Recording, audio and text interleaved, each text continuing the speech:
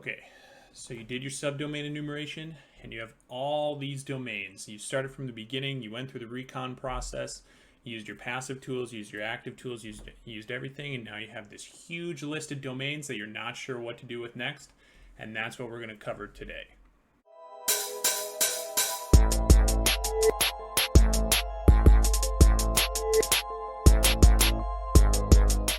So, like the intro said, we're assuming you've watched some of the other videos, you've done the recon, and you have the list of domains. And they could be subdomains coming from seed domains or just like your base domain that you're testing or anything like that. So the next step that a lot of people kind of get confused on is, well, what do I do next? Like I have all these domains and I've actually had a few people message me or talk to me on stream and say, hey, I have hundreds of thousands or millions of domains. What do I do next? So in my opinion, and the way I do it, there's 3 different ways to go, technically speaking, with your domains. And this really works for domains and or IP addresses, but strictly domains for this video. So the first one is port scanning, the second one is DNS resolution, and the third one is web server fingerprinting. So we're going to go over the 3 of those, and we're hopefully going to be able to give you a next step to do after you've gotten all these domains from some of the previous videos in Gamified Hacking. So you've gone through, you've gotten your scope, you've taken it to a domain, and now you have your list of subdomains or whatnot, right? So port scanning, a lot of people I'm sure have heard of or looked up or at some point come across. There's 3 or 4 main tools now to do it. There's Nmap, there's mass scan. I think there's a tool in Rust that's similar to mass scan as well, but the one that I use the most often is Project Discovery's Nabu. That has a passive mode and active mode. It's fast enough, and it seems to be accurate enough for me. I'll link all these tools down in the description, but Nabu would be the one that I would use for port scanning. Port scanning, why you would want to do this? Like, yes, we're going to talk about web server fingerprinting, and port scanning could like help you with that, right? If you scan for 80 or 443 or any of the other like more vague web server ports. But what I mean by port scanning is more for other services. So you can see, I mean, maybe FTP is open, maybe SSH is open. Is it a DNS server?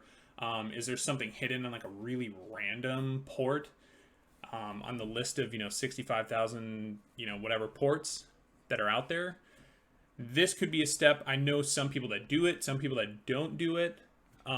So it's up to you if it's something you want to do. You can take every single one of your domains and put it into a port scanner of your choice. And you can try and see if there's any open ports, and if they are, what's on them, and go from there. The second option, or the second thing that you can do with your listed domains, is you can use DNS resolvers of some kind to resolve the domains and see what kind of records are there. And there's a few different reasons why you'd want to do this. So one reason is the real strict and easy reason, is just, is there anything there, period. Right? If you want to take your domains, let's say you're using a passive tool like Subfinder or Amass or something like that, there's a chance that the domains you're getting back aren't actually alive or doing anything anymore. They're just gone. They've been taken down, etc. So DNS resolution, just checking to see if there's any records there whatsoever, could be an option for you to see it, to narrow down your list of, okay, I have, let's just say, these million domains. And maybe you knock it down to 500,000 that at least have a DNS record.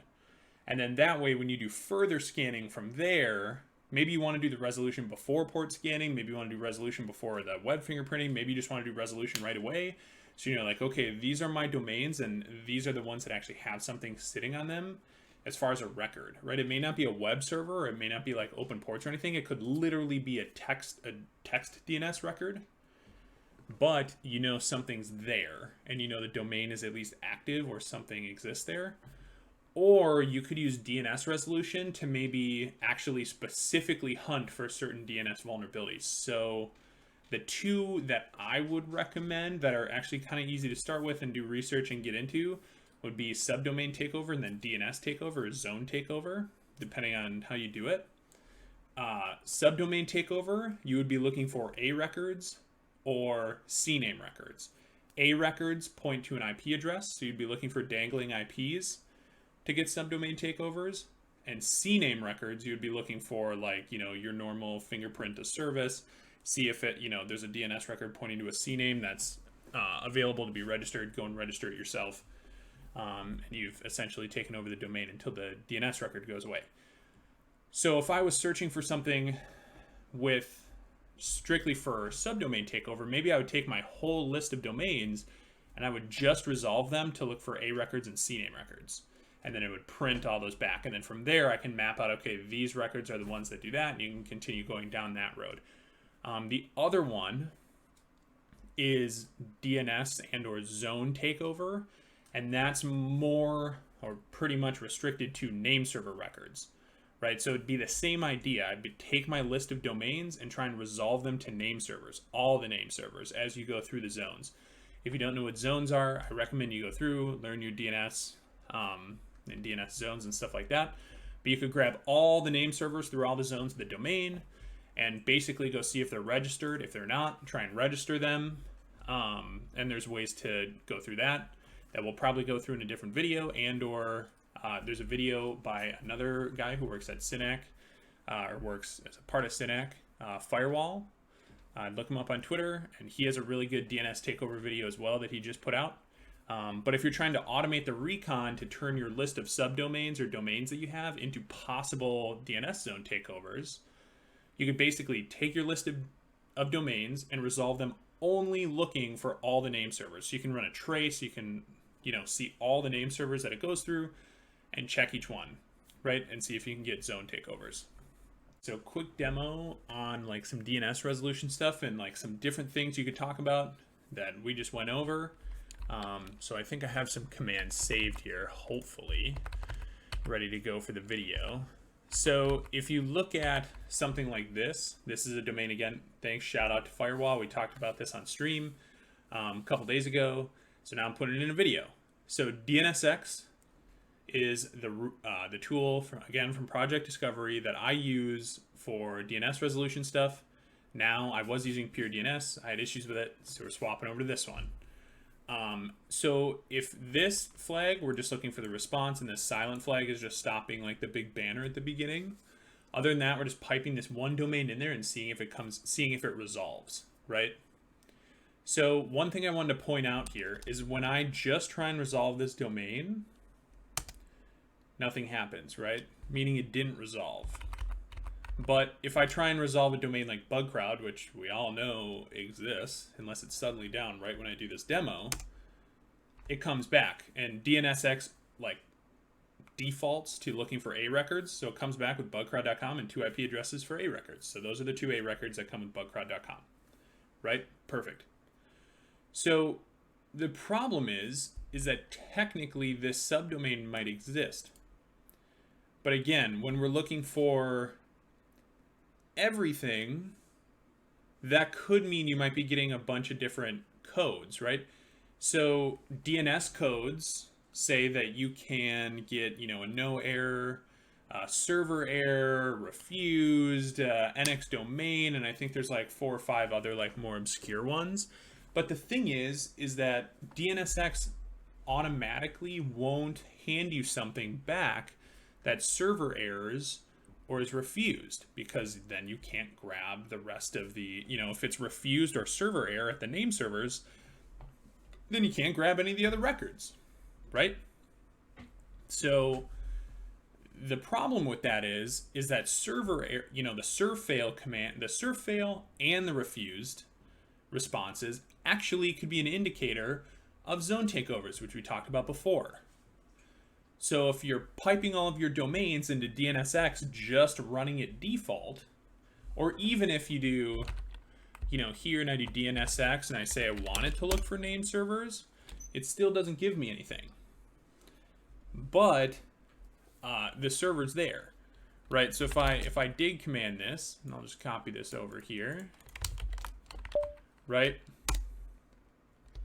Give it a minute.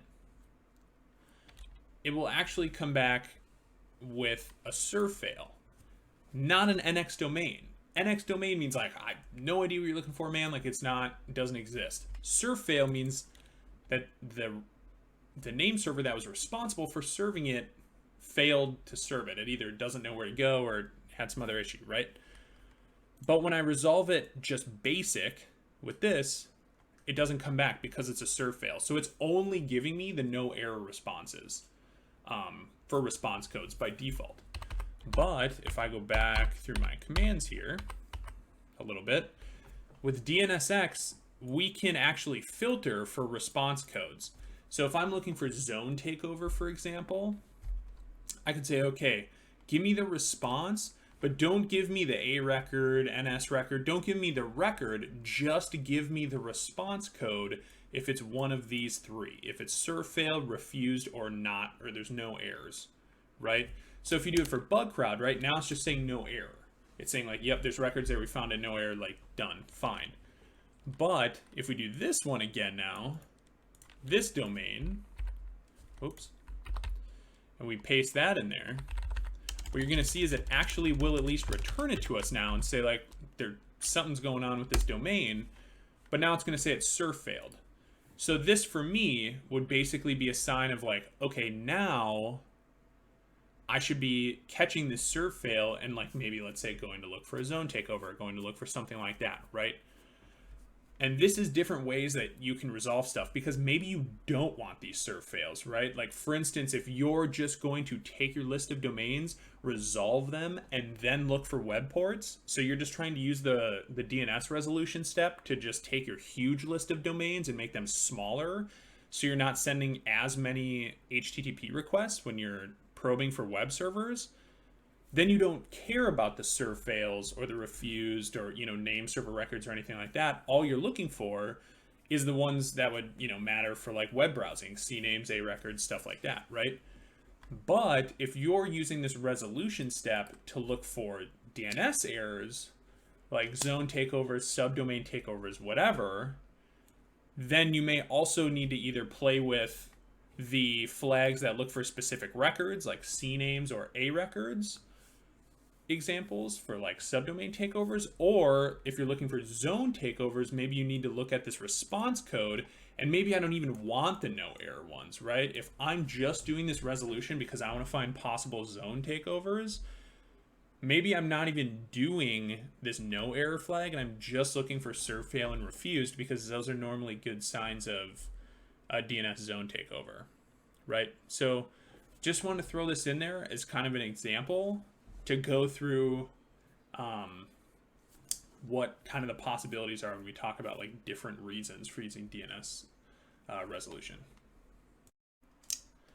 So those are kind of like the two specific options for DNS resolution. So you have port scanning so far, you have DNS resolution, and then the third one is web server fingerprinting. And we're going to have a whole different video on like all the in-depth ways and all the different things you can do with web server fingerprinting because it can get pretty amazing and epic, from titles to status codes to fuzzing to technologies to this and that and the next thing. But it's just, I just want to put it out there as an option. So you can just take your list of subdomains and put it into a tool like HTTPX, also from Project Discovery, and have it look on its basic ports of 80 and 443. So HTTP on port 80 and HTTPS on port 443, and just have it shoot requests on each one of those ports to every subdomain and see basically if any of them come back with a web server on either of those ports and if they're accessible on the internet.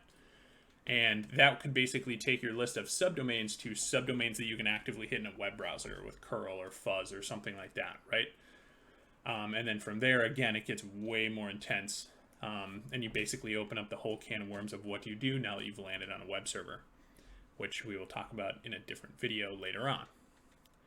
But that's basically all I wanted to talk about this time. I want to talk about, you have your huge list of subdomains that you're a little bit confused on what to do with. You've done all your recon. You have these hundreds of thousands or even millions of domains. That's super overwhelming.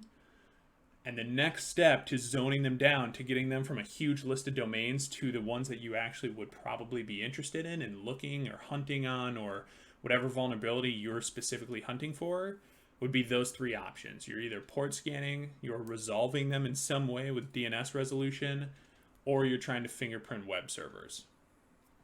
That's all I have for this one. If you guys have any more recommendations or anything like that, let me know in the comments or on Twitter. Other than that, thanks. Peace.